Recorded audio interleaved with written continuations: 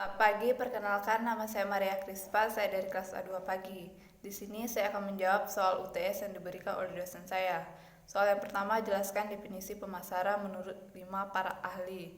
Yang pertama, menurut Kotler, pemasaran adalah suatu proses sosial dan manajerial yang di dalamnya individu dan kelompok mendapatkan apa yang mereka butuhkan dan inginkan dengan menciptakan, menawarkan, dan mempertukarkan produk yang bernilai dengan pihak lain.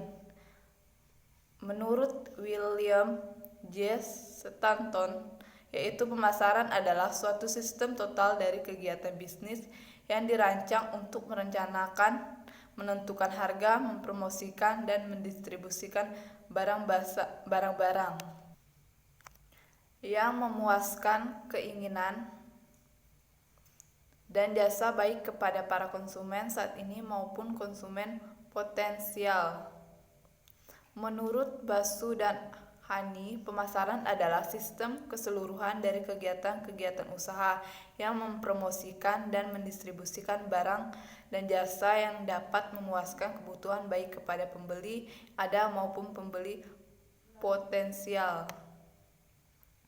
Menurut Harvard W. bahwa pemasaran adalah suatu proses sosial yang melibatkan kegiatan-kegiatan penting yang memungkinkan individu dan perusahaan mendapatkan apa yang mereka butuhkan dan inginkan melalui pertukaran dengan pihak lain dan untuk mengembangkan hubungan pertukaran. Menurut American Marketing Association menyatakan pemasaran adalah hasil presentasi kerja kegiatan usaha yang berkaitan dengan mengalirnya barang dan jasa dari produsen sampai ke konsumen. Soal yang kedua, jelaskan tahapan-tahapan dalam proses manajemen pemasaran. Berikan secara sistematis dan komprehensif. Berikut proses pemasaran secara yang pertama, analisis peluang pasar. Analisis lingkungan pemasaran penting sekali untuk meraih peluang-peluang dari setiap perubahan-perubahan yang terjadi. Yang bagian kedua, meneliti dan memilih pasar, sasaran dan upaya memposisikan pasar. Kisi-kisi produk atau pasar harus dapat diperkirakan dari masing-masing kelompok pasar sasaran. Selain itu, perusahaan harus dapat mengembangkan strategi penetapan pada pasar sasarannya. Bagian ketiga, mengembangkan strategi pasar. Perusahaan harus mengembangkan suatu perbedaan dan strategi menetapkan pada pasar sasarannya. Perusahaan harus mampu memberikan keistimewaan-keistimewaan yang lain dari persaingannya dan mampu memenuhi keinginan para pelanggan. Perusahaan harus mampu mengembangkan sebuah peta kedudukan produknya agar menduduki posisi yang lebih baik dari pesaing-pesaingnya. Bagian keempat, perencanaan program pemasaran. Strategi pemasaran terjadi atas pengambilan keputusan tentang biaya pemasaran, bauran pemasaran, dan alokasi pemasaran. Bagian 5, pengorganisasian, pelaksanaan dan upaya pengendalian pasar. Pengorganisasian berarti membentuk struktur personalis pemasaran dan menetapkan tugas secara jelas serta mengkoordinir. Selain itu, bagaimana personalia itu dilatih, diarahkan, dimotivasi, dievaluasi. Manajer perusahaan juga menganalisis secara berkala profitabilitas nyata dari berbagai produk, kelompok pelanggan, saluran distribusi, dan besar pesanan. Soal nomor 3, jelaskan filosofi pemasaran. Yang bagian pertama, konsep produksi, yaitu konsep yang berorientasi produk, menekankan bahwa kegiatan produksi harus diutamakan dan dilakukan sebanyak-banyaknya untuk memenuhi permintaan. Tujuan konsep produksi adalah pencapaian efisien produksi, biaya rendah, dan distribusi massa. Bagian kedua, konsep produksi yaitu konsep yang menekankan bahwa sukses pemasaran tergantung pada kualitas produk yang dihasilkan. Perusahaan yang memakai konsep ini selalu berusaha memenangkan persaingan melalui buatan produk unggulan. Perusahaan selalu berupaya menghasilkan produk berkualitas dan terus memperbaiki dan meningkatkan kualitas produknya. Bagian ketiga, konsep penjualan yang menekankan bahwa konsumen tidak akan mengkonsumsi produk dari suatu perusahaan apabila perusahaan tersebut tidak melakukan usaha promosi dan penjualan yang agresif. Bagian keempat, konsep pemasaran merupakan konsep yang lebih menitik beratkan pada kepentingan pelanggan atau kepuasan konsumen. Filosofi konsep pemasaran dikemukakan oleh Kotler sebagai berikut.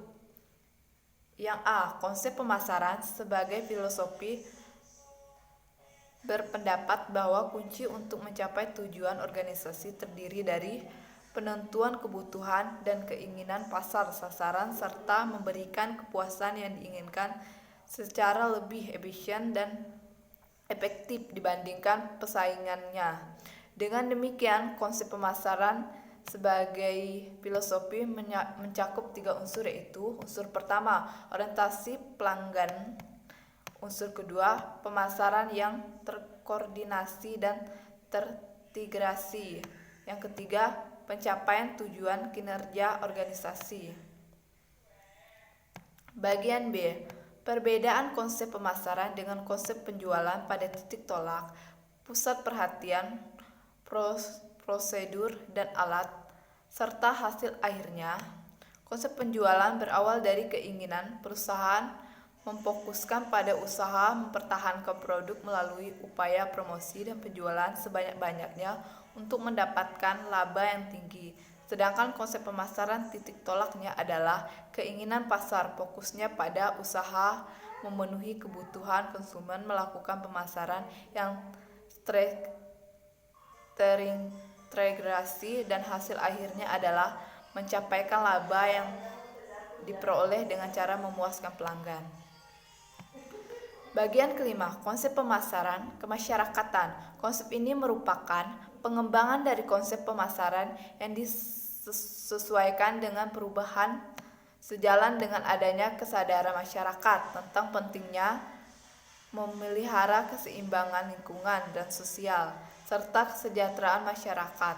Konsep ini menekankan bahwa tugas organisasi adalah memahami kebutuhan dan keinginan pasar sasaran dan meningkatkan kepuasan konsumen lebih efektif dan efisien dibandingkan pesaing untuk mencapai kesejahteraan sosial konsumen. Beberapa faktor yang mendorong berkembangnya konsep ini adalah isu-isu tentang lingkungan hijau, green marketing, pemasaran sosial, etika dan moral, berbisnis, serta profil oriented versus social oriented.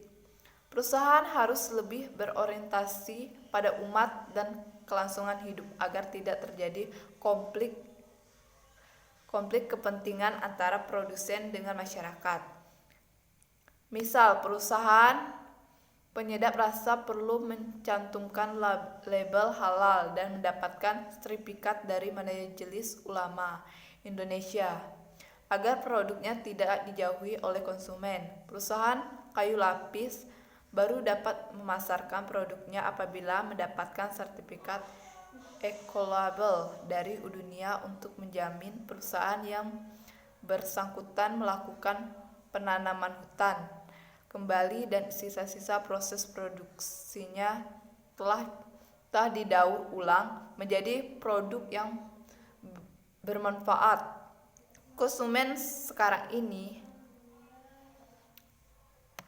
menghendaki adanya tanggung jawab sosial dari produsen produk-produk yang bahannya berasal dari hutan agar dapat menjaga kelestarian hutan demi terciptanya kesejahteraan masyarakat dunia.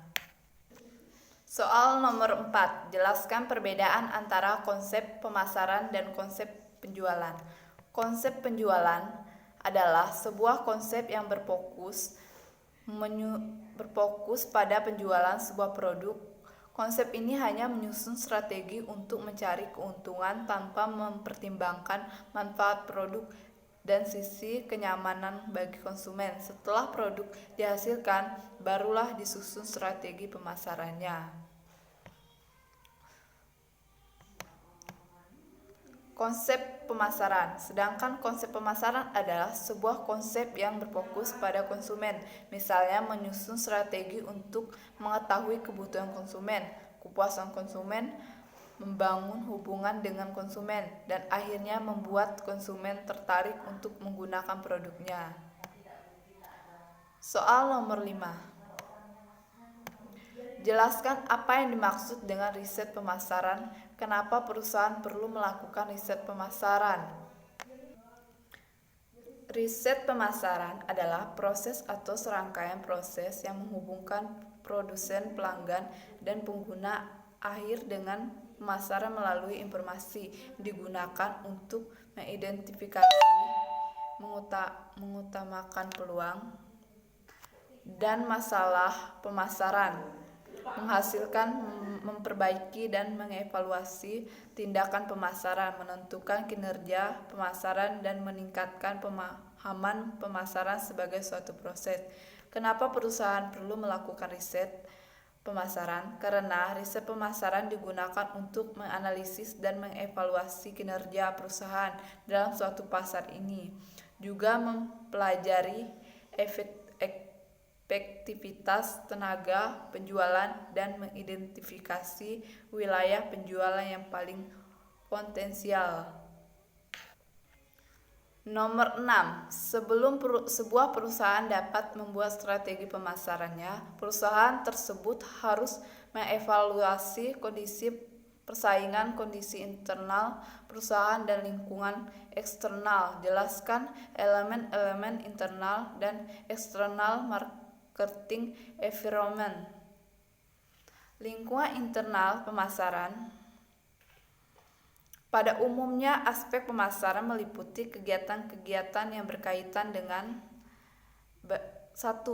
Perencanaan barang produk. 2. Menetapkan harga. 3. Program promosi. 4. Saluran distribusi. Lingkungan internal non-pemasaran. Aspek non-pemasaran adalah kegiatan-kegiatan fungsional atau operasional perusahaan selain kegiatan pemasaran, antara lain adalah 1. Produksi, personalia, keuangan, penelitian dan pengembangan, administrasi, dan sebagainya. Lingkungan eksternal makro. Kondisi perekonomian, hukum, politik, dan peraturan pemerintah, kependudukan dan keseimbangan lingkungan, teknologi, sosial, dan kebudayaan. Lingkungan eksternal mikro. Pemasok, pesaing, perantara, pasar. Nomor 7. Sebutkan dan jelaskan minimal 5 strategi lini produk yang digunakan perusahaan dalam memasarkan produknya. Yang pertama, perluasan produk mix, penyempitan produk mix, perubahan produk yang ada, pengembangan penggunaan baru produk yang ada, penentuan posisi produk, trending up dan trending down, diferensiasi dan segmentasi pasar. Soal nomor 8, silakan buka link video tersebut dan tonton sampai selesai. Apa judul video tersebut? Judul video tersebut adalah Manajemen Pemasaran. Siapa nama dosen yang mengajar video tersebut dan pembicara tersebut berasal dari universitas mana? Nama dosen pembicara adalah Dr.